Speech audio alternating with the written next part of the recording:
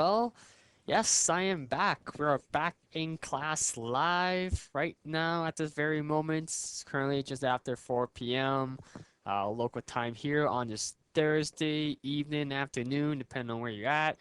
Again, my name is Jonathan. I am your teacher for this course, PLAR History/Geography, as we are wrapping up week number 5 of this term.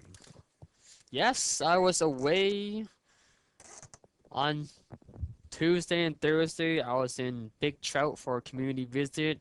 Myself and Andrew went. We had a fantastic time, meeting a lot of students and guests and community members. Robin did a fantastic job hosting in Big Trout. So again, very enjoyable stay. We were there for again this past Tuesday and Wednesday. But we're back at it now. We're live in class, and we are starting the second portion of this course today. That's right, students in class. We're starting geography today. We are now done history. So again, if you missed any content, you can always go back and check it out on my YouTube page and on the archive. So again, all that will be on there throughout the summer. But again, we are starting lesson number 4, geography today. Again, like always, call in the WASA studio either at home or your learning center. Again, your learning center should be open. For a reason it's not open, again, you can still call in at home. Again, you can always log on to Smart Bridget as well. Okay, so again, any questions as you work on your assignment or try to finish it up, give me a call, email me, Facebook me if you have any questions, comments, or concerns. Okay. Again, potential grads, all my potential grads in Bearskin, Big Trouts, and Cat Lake. Yes, I am your mentor for those community for potential grads. Yes, I have been contacting you here and there just to check up on your status and your progress in terms of what you want to do next month, if you want to graduate or not. Okay, so a lot of you just need 1 credit. Okay, some of them are even an elective, but most of them is just a ENG4. So again, let me know how you're progressing. Again, when you finish an assignment or lesson, just submit it into your teacher. That way they can mark it, give you feedback. You don't necessarily have to wait to the last moment. Okay, so again, potential grads, again, let me know how you're progressing and what your intents are come next month. Okay, but for my students, PLAR History Geography, again, keep working on those assignments. Again, the due date to submit any work is Friday, June the 16th. Okay, any work that's submitted after that due date will not be marked until after the summer. Okay.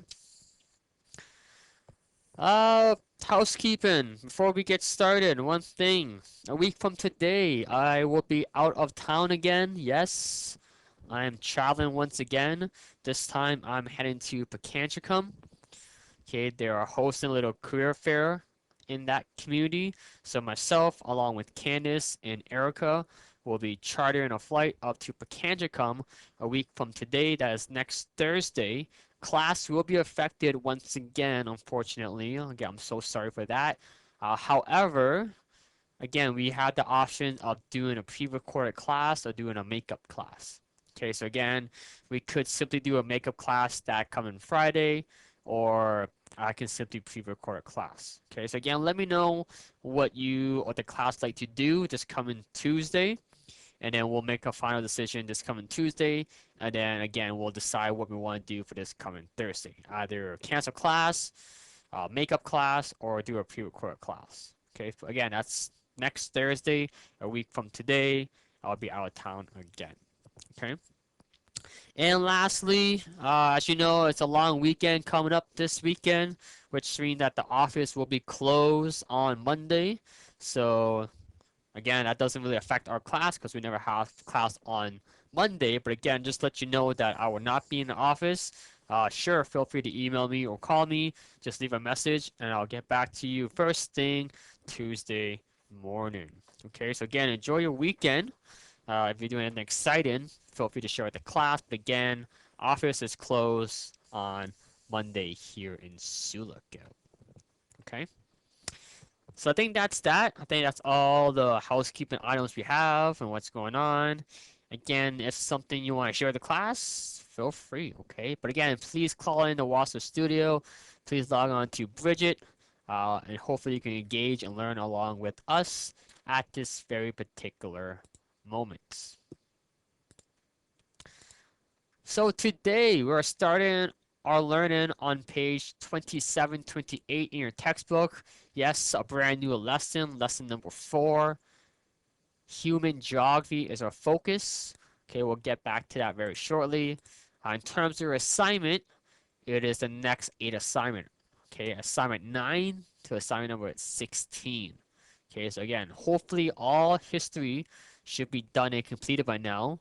Again, get them to me. I will mark it. I'll give you feedback. Then you can write your tests, and then we can be done. Okay, very, very simple in terms of PLAR. Okay, but again, our focus for today is that we'll be looking at assignment number 9. Okay, number 9.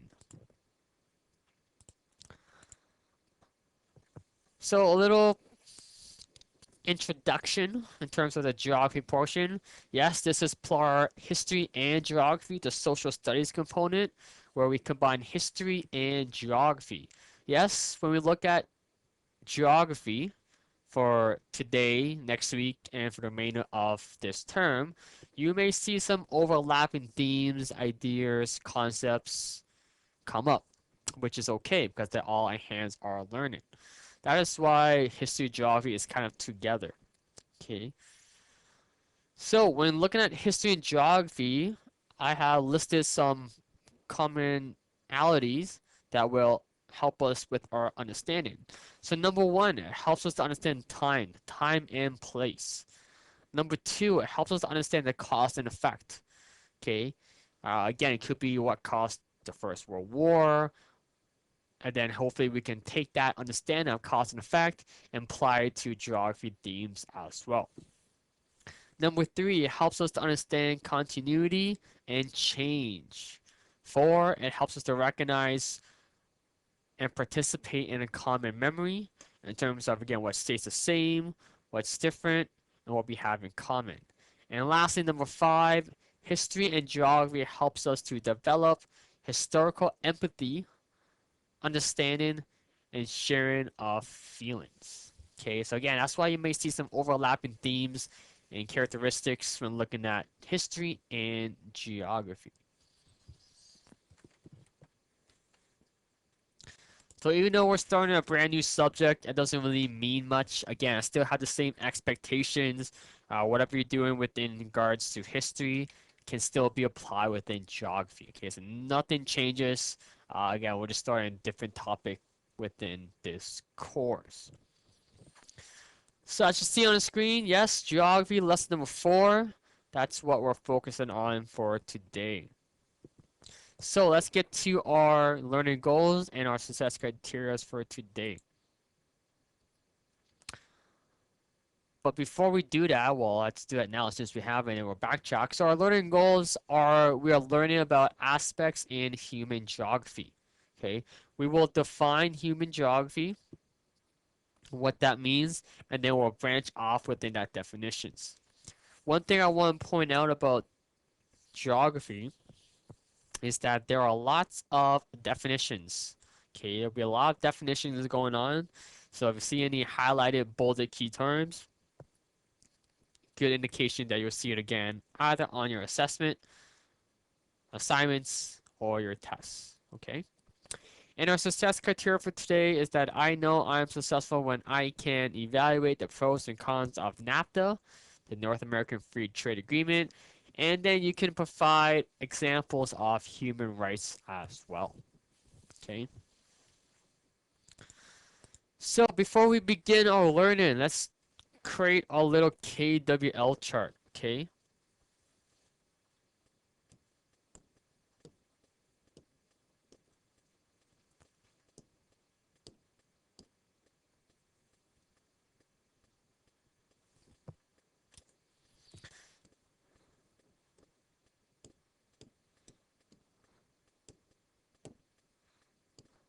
So again, feel free to make this chart in your notes scrap piece of paper. Again, we did this back in history, so we're gonna do the same thing here for geography. Okay, it's a little KWL chart. It can make something like look like this. Again,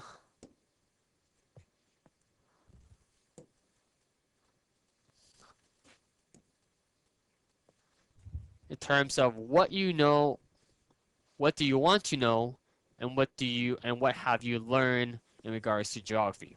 Okay, so again, take a few moments right now. Feel free to again to do it in pairs or in groups, but we're gonna fill out this KWL chart. Okay, to know, what, and learn. Obviously, you cannot fill out the last column, which is to learn, but you can definitely most fill out the first two columns. Okay, so what do you know about geography? It could be absolutely anything. Okay, it could be physical, it could be cities or themes or the weather. What do you know about geography? And the middle column is the what. What do you know about geography? Okay, is there anything that you already know? Is there something that you already learned from the past or currently? Okay, and then as we fill out as we go throughout the course, you can start to fill out the last column, which is what to learn, the L. Okay, any new materials that you have learned, feel free to jot it down in the L column. Okay, so this is our KWL chart to know, what, and learn. Okay, so again, take a few moments right now to fill out the first two columns, and then hopefully we can go back, reflect, and assess in terms of what we have already known, what we have already learned, and go from there. Okay. Again, if you have any interests in regards to geography, any specific topics, just let us know, and then we can definitely go through from there. Okay. So again, what do you know about geography? What do you want to know about geography? And later on, what have you learned about geography? Okay. I'm gonna keep it simply wide open, open-ended questions, no specific themes, but what do you know about geography? Okay, so again, hopefully you can make that little chart in your notes, and then as we go throughout this course, we can always go back and reflect on it as well. Okay?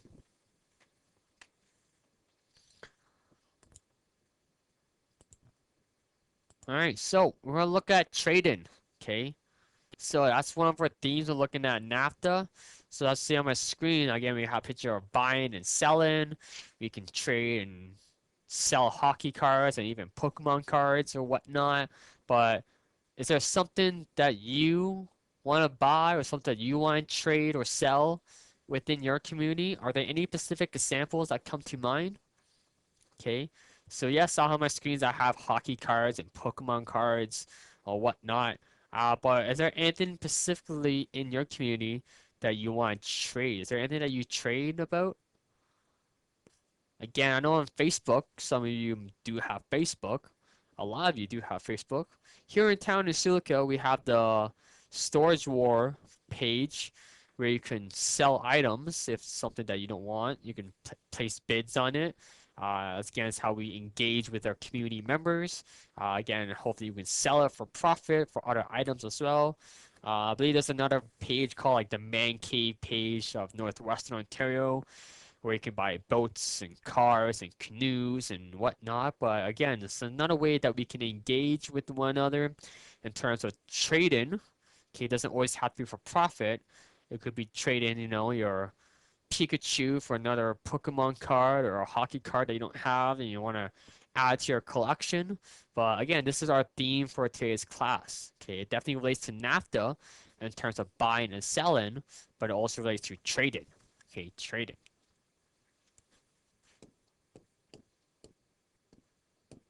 So again, are there any specific examples in your community that you trade or something that you want to buy or sell? I know for me in Southern Ontario, we have Kijiji. Okay. Don't know if we have a Kijiji page here in Silica, probably not, but we do have Storage Wars and other Facebook pages how we want to communicate in terms of what we're buying and selling. Again, a market. Yes, here in town we have, the farmers market, lots of arts and crafts and baked goods. Again, another way of buying and selling items as well. Okay, so again, that's our theme for today. Hopefully it's something we can think about. But again, is there something that you trade? Sure, I used to collect hockey cards growing up. Not so many more, but again, what do you trade? Alright, so human geography is our main focus for today's class. Okay, as a main focus within lesson number 4.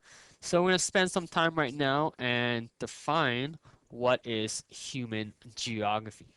Okay, it is in your textbook. Where? Well, let's see where it is. Page 28 in your textbook. Okay, at the very top, right here, human geography. Okay, that's where you can see human geography. So, as you can see from your textbook, human geography is the human political and cultural branch of geography that focuses on how humans adapt themselves to the land and other people. It deals with economic, urbanism, and military geography. Okay, so again, that's straight from your textbook on page 28. That is the definition of human geography. But in order to elaborate that and expand on that, think about space and place. Okay, space and place. Not out of space, but space in general. Okay, what's around us, our land. Okay, how we use our land to our benefits and how we interact with others. Okay, again, going back to how that relates to trade. Okay, it's all about gaining something for our own benefits, how we communicate with one another within our community. Again, definitely relates to buying and selling and trade. Again, within human geography, there are 3 branches that we're going to expand on. Okay, we're going to look at economic geography, what that means. We'll look at urbanism and military geography. Okay, what all those means. Okay, all aspects within human geography, but we're just going to branch out and see what they all mean. Okay, obviously, economic geography can be a course on its own. Very, in a way, complicated if you don't really understand it. But again, we're just going to try to break it down in terms of simpler terms. But again, going back to human geography, again, political, cultural, globalization, population, growth, uh, trades, lots, okay, socializing, okay, religion, okay, nationalism, language, all those relates to human geography. But again, we're going to focus on each of these right here. Again, economics, urbanism, and military. Okay. Question thus far? Again, you probably want to make note of what human geography stands for in terms of what that definition is all about. Okay. So right now, we're going to start off by looking at economic geography. Okay, class? Next week on Tuesday, or next class, that's when we'll look at urbanism and then military. Okay, but our focus for today is looking at economics geography, which is a branch off from human geography. Economic geography. Can't say it enough. What is economic geography? Again, in your textbook is the next paragraph below. It's even highlighted and bolded in capital. Cannot miss it. Okay, so it's all right here. So again, if you want any information about it in regards to your assignments, it's all on this page within this paragraph on page 28. But again, within my notes, I pretty much broke it down and try to simplify it so it's really simple and easy to understand. So economic geography is a study of a widely varying economic condition across the earth. It can be influenced by 1, climate, which is all about natural resources, agriculture, forestry, and productivity. Or 2, geology, which is the study of rocks or the land formation on our Earth's surface. And number 3, social political factors. Again, how culture and politics all fuse together. So economic geography It deals with materials, products, and sales or the means of production. If you want something, someone needs to make it. Uh, there needs to be a demand. There needs to be a consumer. Someone to buy it and market it. Okay, that's all about economic geography. Looking at stocks, uh, and its value across the world and other countries. So developed countries often have developed economy.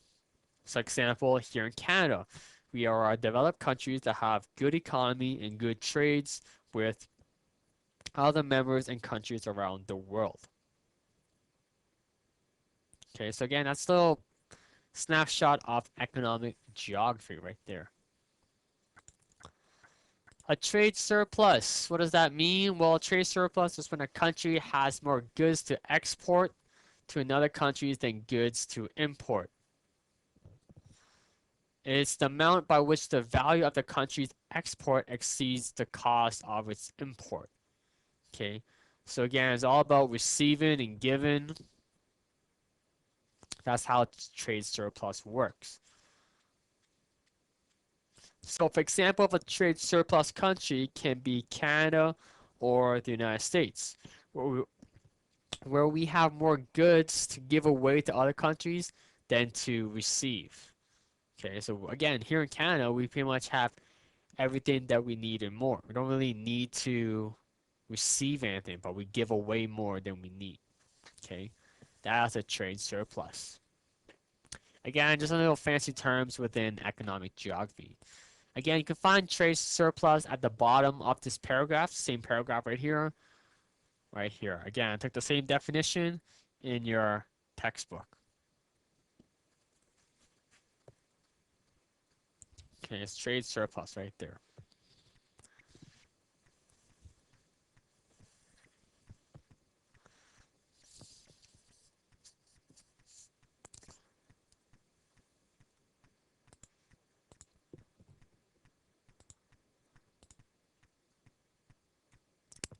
Any questions at the moment, class? All right. So, moving on to kind of like our main theme for the class, which is NAFTA. Okay. Does anyone know what NAFTA stands for again? The North American Free Trade Agreement. Yes, that is correct. Well done. So, we already kind of get a sense of what NAFTA is all about when we explore the history portion already.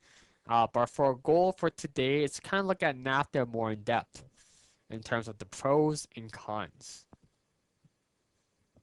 That's what we want to try to focus on for today. So as you see from the screen, NAFTA was signed back in 1994. It does consist of Canada, United States, and Mexico. Okay, even though Canada and United States long had free trade prior, but we included Mexico in 1994.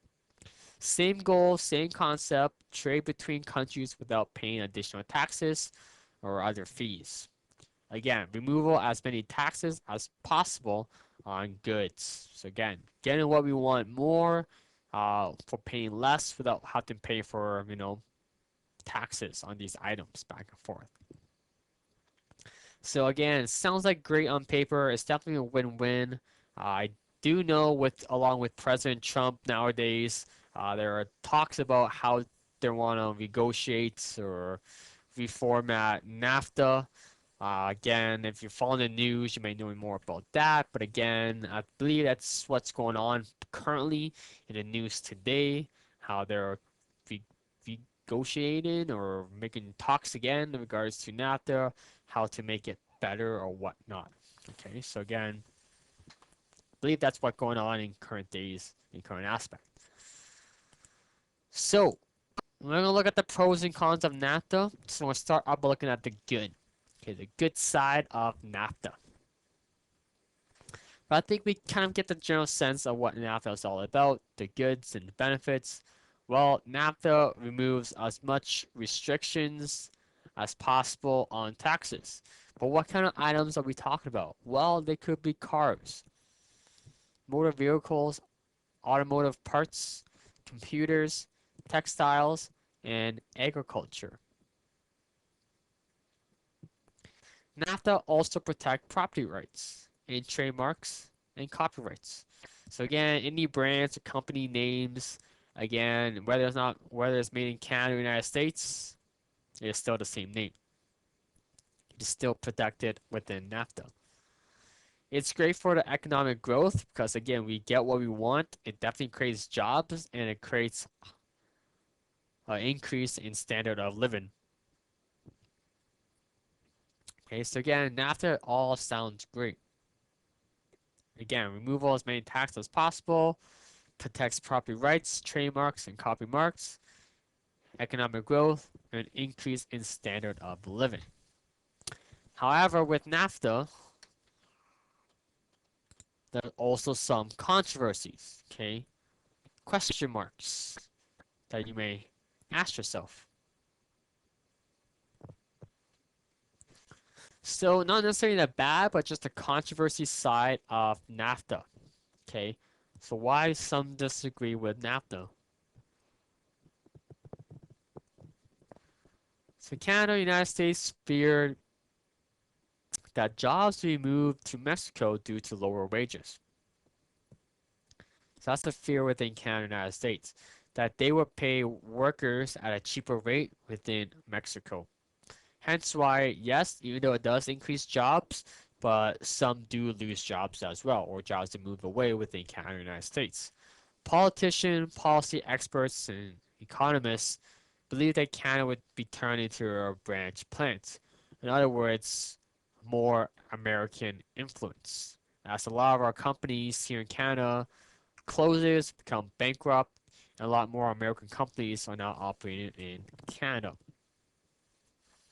Farmers in Mexico oppose heavy agriculture subsidies. There are definitely detrimental non-economic impacts on health and environment as well. Poverty has risen in Mexico as well, where our wages dropped by 20%. Mexico and United States also have an increase in illegal immigrants coming to their countries. So yes, even though NAFTA sounds great, it creates jobs, but also takes away jobs from others as well. Okay, it definitely creates a lot of question marks in terms of what you can do and what you cannot do as well.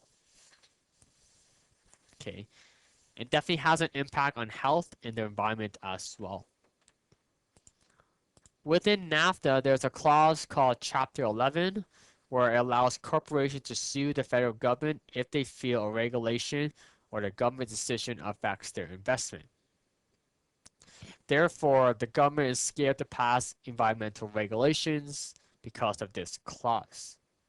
So for example, one example that is in your textbook is Methodex, which is a Canadian company that was sued by the United States, claiming that California banned the substance in their water system, and as a result, it hurt their cells.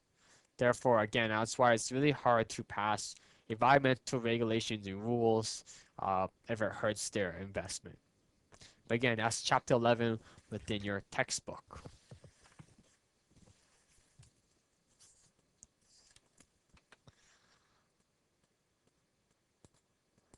So again, going back to your textbook, okay, class, you can definitely Google or research a lot more about NAFTA, but essentially we just want to know the purpose of NAFTA, okay?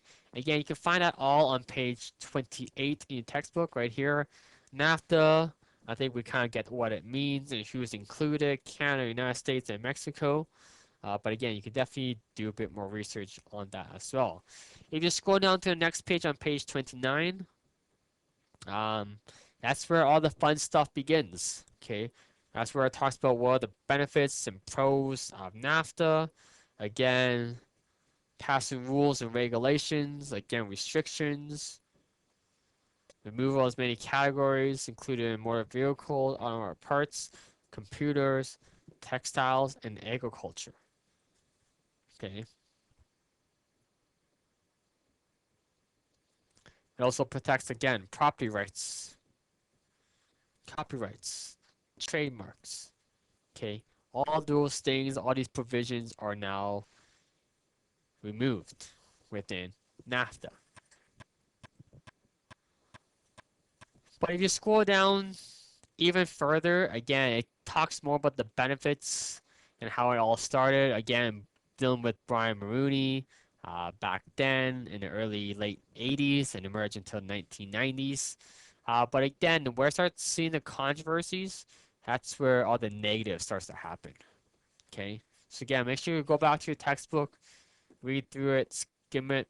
That's where all the controversy sides of NAFTA begins on page 30 within your textbook. Okay, so again, in our class notes, what we just ran over, it's pretty much a summarization of what's in your textbook. Okay, so again, so feel free to use examples within your textbook. Feel free to use examples in class, but that's where the controversy starts. Again, it contains on page 31, where it talks about the bankruptcy clause of chapter 11 in your textbook. Okay. Yes, I know it's overwhelming and lots of reading and lots of information to digest, but again, don't feel that pressure. Okay, just gather the main points, summarize it. Again, just get the main goal and purpose of each one or the definitions of each terminology.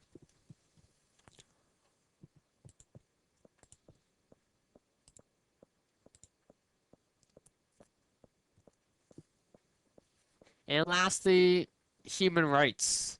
Yes, we already talked a lot about human rights in regards to, again, the Canadian Charter of Rights and Freedoms and the Bill of Rights within Canada. But again, human rights, how does that all relates to trading? Okay, so again, we all have the right to freedom, all right to have fair wages, regardless of our gender and the job we work. We have the right to move around within our countries and our community. Freedom of speech, yes, we can voice our opinion to a certain extent, along the, as it doesn't affect or harm others. We also have the right to practice any religion that we want and desire. And we have the right from protection from danger within society. So again, there should be some rule and order as well. But again, human rights is for everyone, not just for you and I, but for everyone around the world, within our community, and in our country. So there are freedom, trust, justice, love, rule of law, peace, prosperity, dignity, and equality. Okay, keeping all that in mind, that's what human rights enforces. So with human rights and free trade, here in Canada, we definitely promote human rights, but not all countries or nations have human rights. Therefore, it is important that we have free trade or promote human rights to others, or that we should only trade with other nations that have free trade. Okay? Something to think about, something to keep in mind. Again, whether or not you agree with that, that's okay too. But again, a lot of us believe that human rights is important, something that defines us, and as a result, we should only have it when making links with free trade.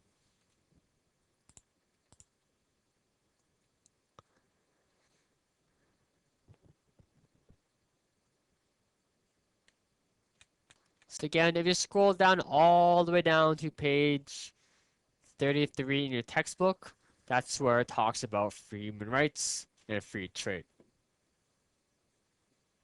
Okay, the government of many countries of the world violates the human rights of their citizens. It has been suggested that Canada should try to discourage these abuses by trying to trade to human rights. For example, imports from a country should be stopped if the country do not respect human rights. Human rights means have the right to freedom, to earn fair wages at work, the right to move around about in their countries at their own, the right to freedom of speech and religion, and the right to be protected from danger in society. Many believe that Canada should not trade with countries that violate human rights, and it should not only trade with countries that promote human rights policies for the well-being of their citizens. Okay, so again, that's straightly from your textbook right there. Again, strong statement. Again, whether or not you should believe it or you disagree with it, it's your choice. But again, very interesting as well. All right, so I think that's a lot of information for today for one day to digest. So let's go to your assignment on assignment number 9. Okay, assignment number 9. Fairly lengthy or so assignment.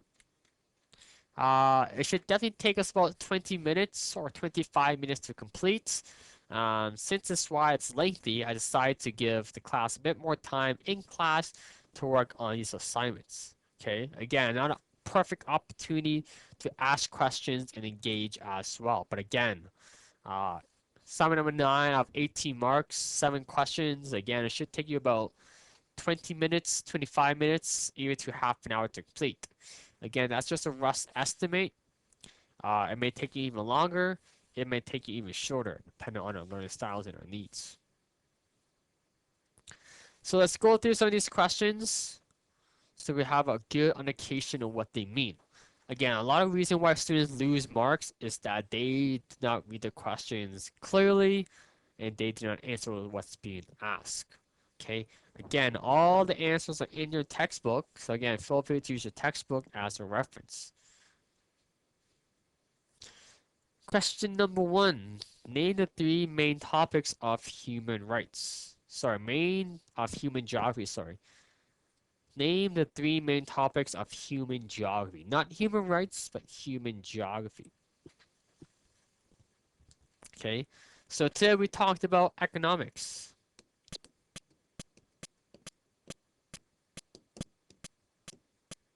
Right. Then we would look at urbanism, which we'll look at next class, and then we'll look at military.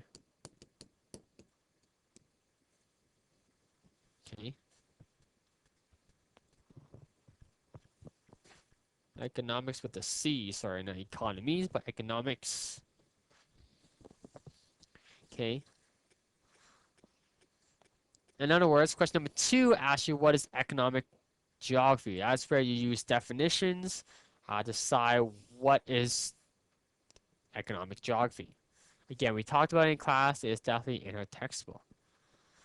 Question number 3 deals with trade surplus. Again, what is trade surplus? What does that mean? Feel free to give us some examples as well. Question 4, what does NAFTA stand for? Pretty straightforward. North American Free Trade Agreement. When was it initialed? In terms of, in other words, when did it come into play, in which year, and which countries are a part of this agreement. Very straightforward. Hopefully you should even notice and not even look at your textbook when answering. Question number 5, why did these countries want this agreement? What were the benefits supposed to be? Okay, again, looking at the benefits within NAFTA.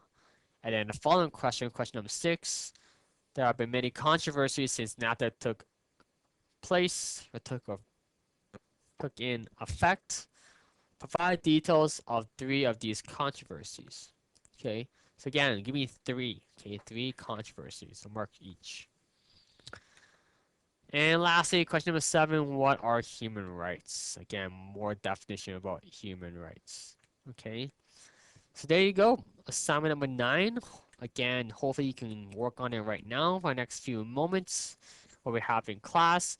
Again, work on any outstanding work as well. Okay, so again, I will be here live for the next few more minutes before we call it a day. But again, work on its assignments. Hopefully you understand them. If it's something that doesn't make sense, let me know. Okay, let me know.